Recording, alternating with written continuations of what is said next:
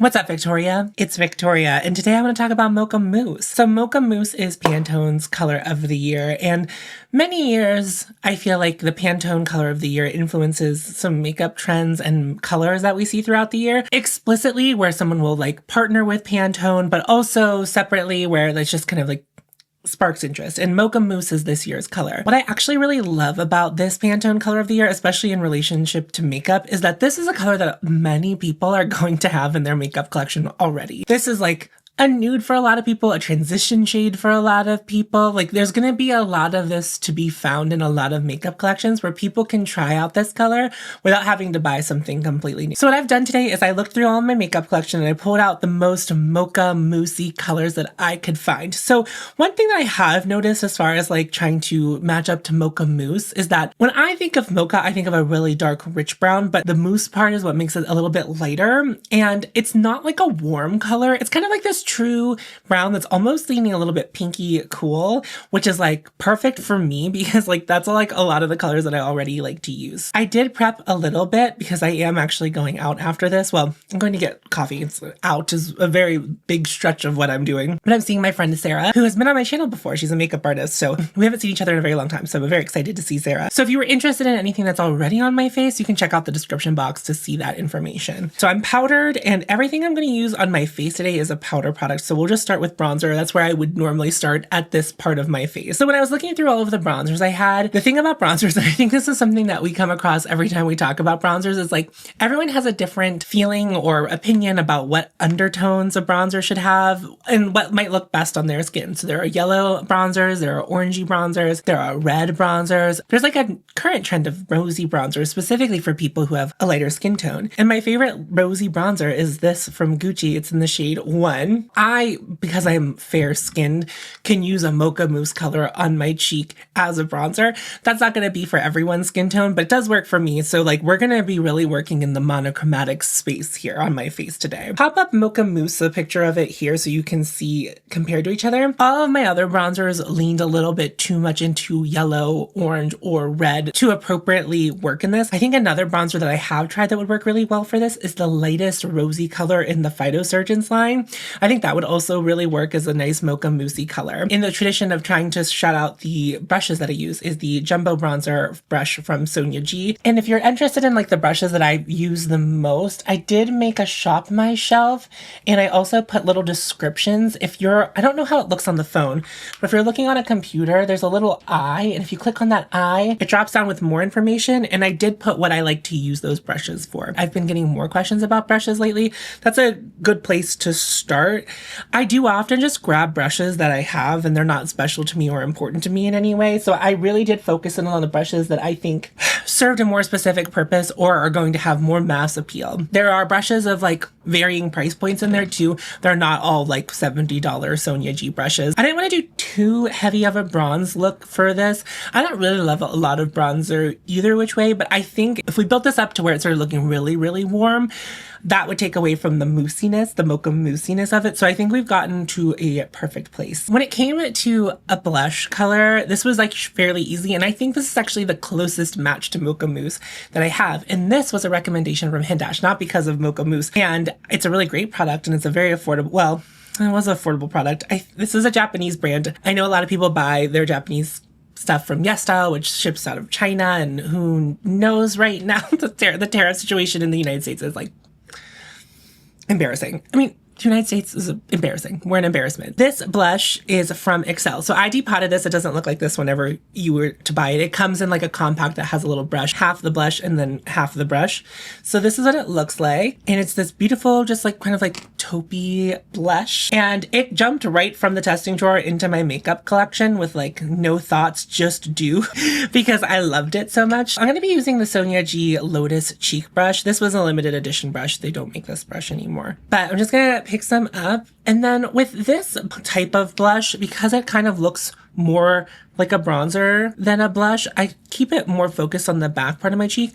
But there is a little bit of rosiness that comes out when you put it on. Like, it's not like explicitly just like brown, but it is mostly brown. But there is a little bit of a flushy, blushy color in there to make it look more like a blush than I think it looks more like a bronzer.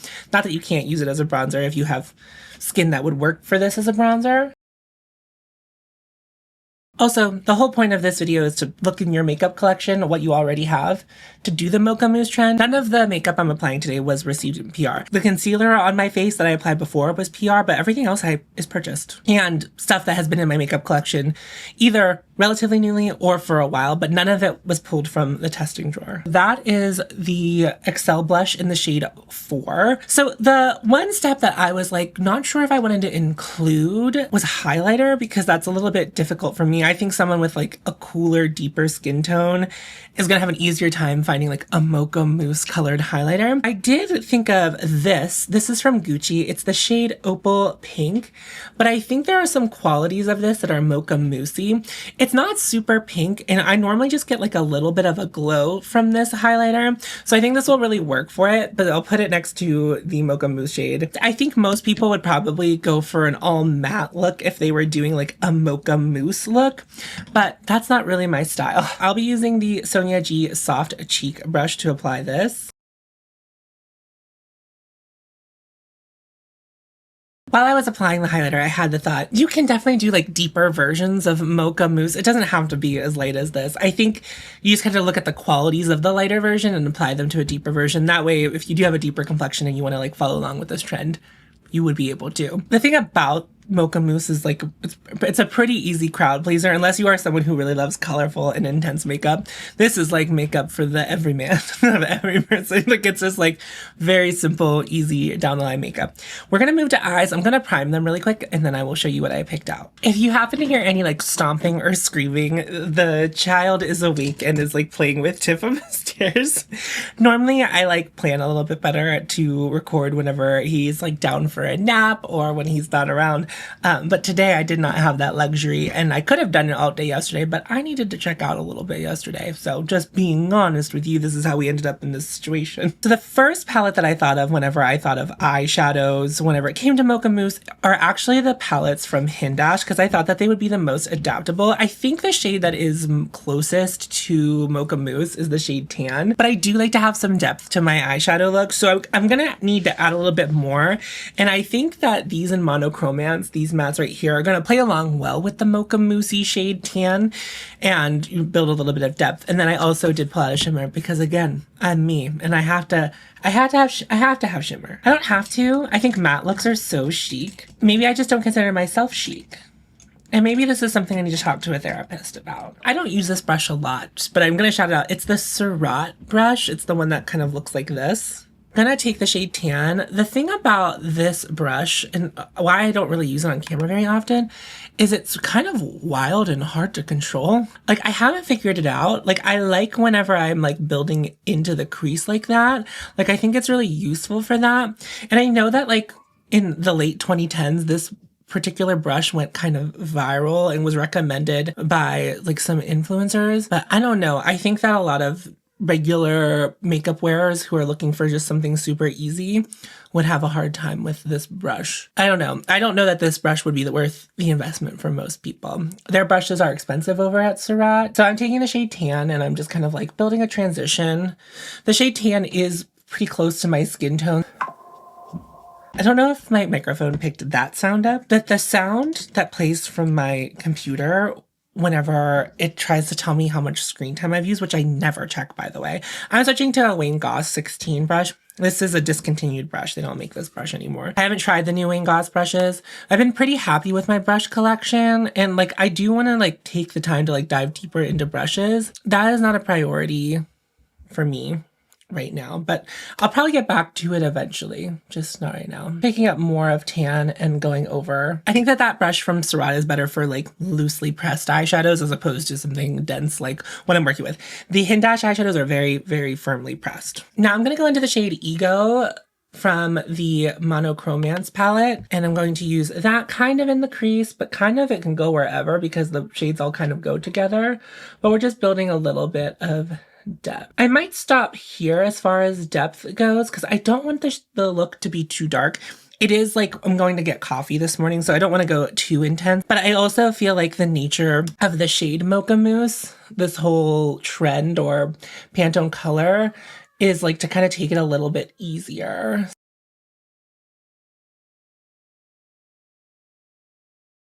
So I think that's where I'm going to stop. I'm going to zoom in a little bit so you can see, but like it's literally just a little bit of depth that I've created on the outer corner of my eye that sweeps a little bit into the crease, and that's kind of all I've done. Very simple. And I did want to do a shimmer, and when I looked through my singles collection, I picked out this shade. I think this is a Natasha Denona shade. I'm not really sure what name it is. It was kind of just like loose in my collection of single shadows, but that's where I'm like fairly certain it came from Natasha Denona. My philosophy when it came to choosing something sparkly was something that had a cool brown base and a silver sheen, because that's what I think if Mocha Mousse was like a metallic shade or a sparkly shade, I think that's what it would look like as opposed to like having more brown sparkles. I don't know. That's just my interpretation of it. We're all welcome to interpretate this. Interpretate? A partip redact scab. Interpret. We're all welcome to interpret this trend differently. I'm going to use NYX glitter primer for this application. And then to apply the shimmer, I'm going to be using the E27 from Sigma.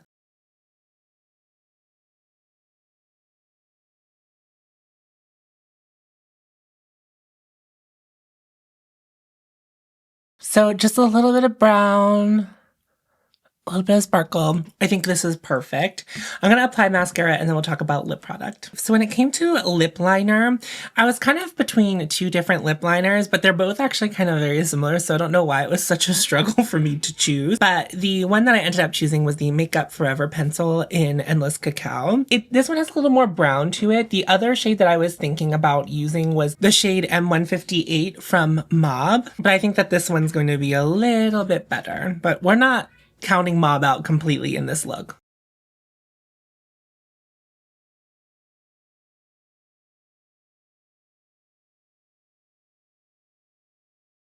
I just wanted a very buffed out lip line, so that's what I did with it. And there are a couple different lip products that I could have chosen to do this with, but I wanted to wear a lipstick.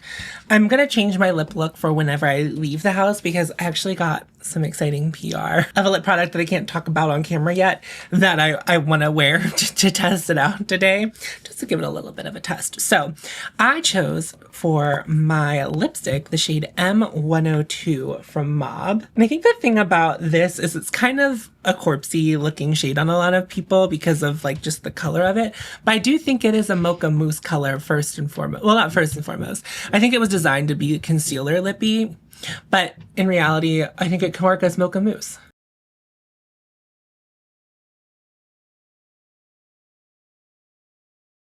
I don't know. See, the thing is, on my lips, I feel like it has a little more of like a yuck to it, but I think in the container, it looks very Mocha Mousse-y. But this is it.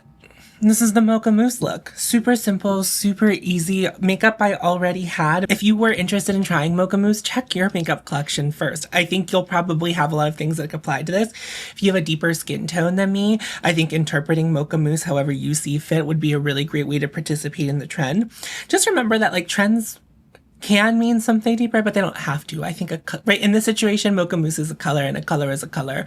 And it's a color that I very much like and have a lot of in my makeup collection.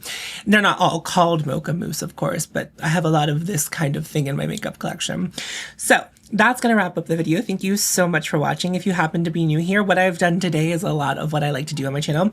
Looking to my makeup collection first before I make a new purchase to see if I already have something that can scratch the itch. In this case, do I have Mocha Mousse? And I think I can very definitively say right here, right now, that I have some Mocha Mousse in my makeup collection. So if that's the kind of content you're interested in, I would love for you to hit the subscribe button down below. I also do occasionally get PR and I also do buy things explicitly to review on my channel, but I try to be as honest as I can about whether or not I think it would actually be worth your money.